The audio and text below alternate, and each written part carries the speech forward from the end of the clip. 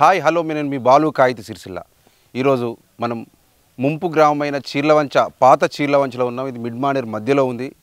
ఇప్పుడు ఈ వాటర్ మొత్తం డ్రై అంటే నీళ్లు లేక మొత్తం పాత గ్రామం తేలింది. ఇది ఎంతోమంది ఈ చీర్లవంచ గ్రామం నుంచి ముప్పు నిర్వాసితులు పునరావాస కాలనీలో ఇప్పుడు నివసిస్తున్నారు. ఈ ఊరికి వస్తే ఖచ్చితంగా వాళ్ళకి పాత జ్ఞాపకాలు గుర్తుకొస్తాయని చెప్పాలి. ఇప్పుడు చూడండి, ఇది పక్కన వేణుగోపాల స్వామి టెంపుల్. ఇది చాలా పురాతన టెంపుల్ చీర్లవంచలో.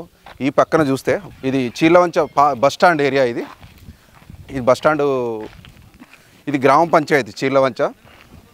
మిడ్మానేరు చాలా సంవత్సరాలకి మళ్ళీ వాటర్ లేకుండా అయింది కాబట్టి ఇవన్నీ తేలినాయి. ఒకసారి చూద్దామని చెప్పి మనం బలగం టీవీ ప్రేక్షకులకు చూపించుదామని వచ్చినాం. చీర్లవంచ గ్రామస్తులు కూడా ఇక్కడికి వచ్చి చాలా పాత జ్ఞాపకాలు కూడా నెమరు వేసుకునే పరిస్థితి ఉంది. ఇది గ్రామ పంచాయతీ చీర్లవంచ. ఇది వచ్చేసేమో బస్టాండ్ ప్రాంతం. ఇదంతా మెయిన్ చౌరస్తా. ఇది మొత్తం చౌరస్తా. ఈ పక్కన వచ్చేసి వేణుగోపాల స్వామి టెంపుల్ ఇక్కడ పక్కన ఉంది. మళ్ళీ సుమారుగా అంటే ఇది 8-9 సంవత్సరాల తర్వాత మళ్ళీ ఇక్కడ మనం ఇంత సెంటర్కి వచ్చాడంటే వాటర్ లేకపోవడం ఈ 9 ఏళ్ళలో ఇదే మొదటిసారి అనుకుంటా. గ్రామస్తులు ఇప్పుడు సత్యనారాయణ గారు ఉన్నారు ఇక్కడ, సత్యనారాయణ రెడ్డి గారు. ఈ ఊరితో ఉన్న అనుబంధాన్ని ఒకసారి మనం మాట్లాడించే ప్రయత్నం చేద్దాం. అవునా వెంకటరెడ్డి గారు? నమస్తే అండి. అనంతరెడ్డి గారు చెప్పండి, మీ చీర్లవంచతో మీకు ఉన్న అనుబంధం ఇక్కడికి వస్తే మీకు ఎట్లా అనిపిస్తుంది? చాలా రోజుల తర్వాత వస్తున్నారు కదా. బాధాకరంగా ఉన్నది, చాలా బాధాకరంగా ఉన్నది.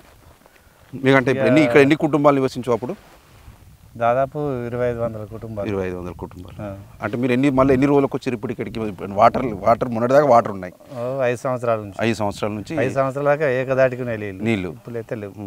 చూస్తే మళ్ళీ శివాలయం, అక్కడ శివాలయం టెంపుల్ కూడా విగ్రహాలు కూడా చెక్కు చెదరకుండా అట్లే బాధాకరంగా ఉన్నాయి. వేణుగోపాల స్వామి టెంపుల్ కూడా మంచిగా ఉండే కానీ ఇట్లయింది అనంతరెడ్డి గారు. కులగొట్టారు. ఏది జేసీబీ తెచ్చి మీ ఇల్లు ఇక్కడ గుర్తుపట్టిరా? పోయి వెళ్ళొచ్చురా? మీ ఇల్లుని చూసుకొని వచ్చిరా? ఎట్లా అనిపించింది? చాలా చిన్నతనం బాధనే. మీరు చెప్పండి సత్యనారాయణ రెడ్డి గారు. ఇక్కడ పిఎస్సిఎస్ చైర్మన్ సత్యనారాయణ రెడ్డి గారు ఇక్కడ ఉన్నారు. మీరు కూడా చాలా రోజులకి ఇక్కడికి వచ్చారు సతన్న. ఎట్లా అనిపిస్తుంది? అంటే ఎంత బాధాకరం అనిపిస్తుంది? చాలా బాధ అనిపిస్తుంది. అంటే అన్ని తేలినాయి. ఇక్కడ మేము చిన్నప్పుడు ఇక్కడ ఈ గద్దె ఉండే, గద్దె దగ్గర కూర్చుండే వాళ్ళం. ఈ టెంపుల్ మాకు చాలా సంతోషంగా ఉండే. ఇక్కడ సుభాష్ చంద్రబోస్ బస్ స్టాండ్ అన్ని ఉంటుండే. చాలా చాలా బాగా అనిపిస్తుంది. మీరు తీసుకొచ్చిన చాలా బాగా అనిపిస్తుంది. నేను కూడా అప్పుడు మీ ధర్నాలకు ఆందోళనకు నేను వచ్చి ఇక్కడ మల్లికార్జున సార్ అని మాకు సీనియర్ జర్నలిస్ట్ సార్ కూడా అప్పుడు చీర్లవంచలో చాలా ఇక్కడ ఆందోళన ఇట్లా అన్ని అప్పుడు సార్ కూడా ఈనాడు రిపోర్టర్ చేసి సాక్షిలో చేసిన సారు. సరే, ఈ గ్రామంతో మీకున్న అనుబంధం ఎట్లా ఉండే అప్పుడు? వెనకట నేను అప్పుడు ఈనాడులో వేసేవాడిని సార్. ఈ ఊరు చాలా పెద్ద ఊరు, అంటే తంగరిపల్లి మండలం. ఇప్పుడు తంగరిపల్లి అప్పుడు సిరిసిల్ల రూరల్లో చాలా పెద్ద ఊరు. అప్పుడే 6000 ఓటర్లు, 10,000 మంది జనాభా ఉంటుండే ఇక్కడ సార్. చాలా అంటే చాలా ఫేమస్ ఊరు. ఊరు 10,000 జనాభా ఉన్న పెద్ద ఊరు ఇది. అంటే సరే, మధ్యమానేరులో మునిగిపోవడం బాధాకరమే.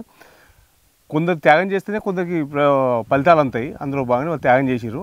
అంతిమంగా అంటే జ్ఞాపకాలు, వాళ్ళ పూర్వీకులు ఇక్కడ చనిపోయారు, వాళ్ళ అంటే తాతలు తన ఇక్కడే చనిపోయారు కాబట్టి ఆ జ్ఞాపకాలకు వెలగట్లేం మనం. ఆ జ్ఞాపకాలు అనేది చాలా అంటే ఒక తీయని జ్ఞాపకంగా ఉంటాయి. ఈ బస్ స్టాండ్ కానీ, ఇక్కడ ఉన్న సుభాష్ విగ్రహం కానీ, ఇవన్నీ అప్పుడు ఇక్కడ మీటింగ్ జరిగినప్పుడు కానీ వచ్చినాం, చాలా కవరేజ్కి వచ్చినాం. చాలా కానీ నేనైతే 17 ఏళ్ళ తర్వాత ఇక్కడికి వచ్చిన. 17 సంవత్సరాలు దగ్గర, ఇంకా 2 దశాబ్దాలు.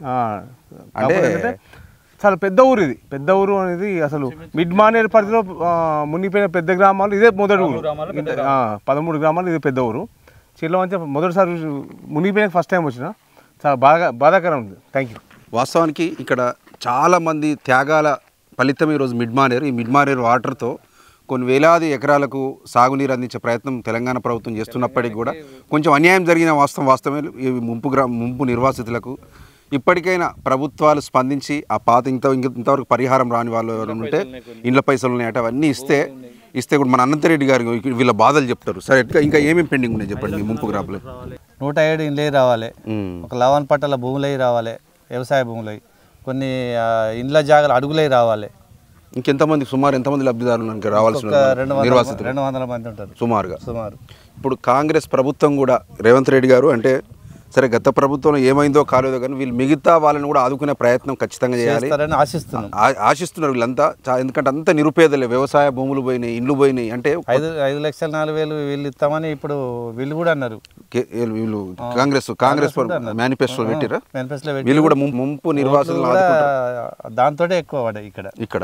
వాస్తవానికి ముంపు ఈ రోజు ఆది శ్రీనన్న వేములవాడ ఎమ్మెల్యే గెలవడానికి కారణం కూడా ముంపు గ్రామాలని చెప్పొచ్చు. దగ్గర 13-14 మెజారిటీ ఇచ్చింది గ్రామాలు. ఆదిశీనన్న ఈ నిర్వాసితుల పక్షాన కూడా మీ ప్రభుత్వం మీరు గట్టిగా కొట్లాడి వీళ్ళకు పరిహారం ఇప్పించాలి. నేను కూడా బలగం టీవీ ద్వారా కోరుతున్నా. 5,04,000 కాకుండా వాళ్ళ పాపం వాళ్ళ గవర్నమెంట్ పరిస్థితి ఎంత ఇచ్చినా తక్కువ. మీ త్యాగాలకి, నిర్వాసితుల త్యాగాలకి ఎంత ఇచ్చినా తక్కువే.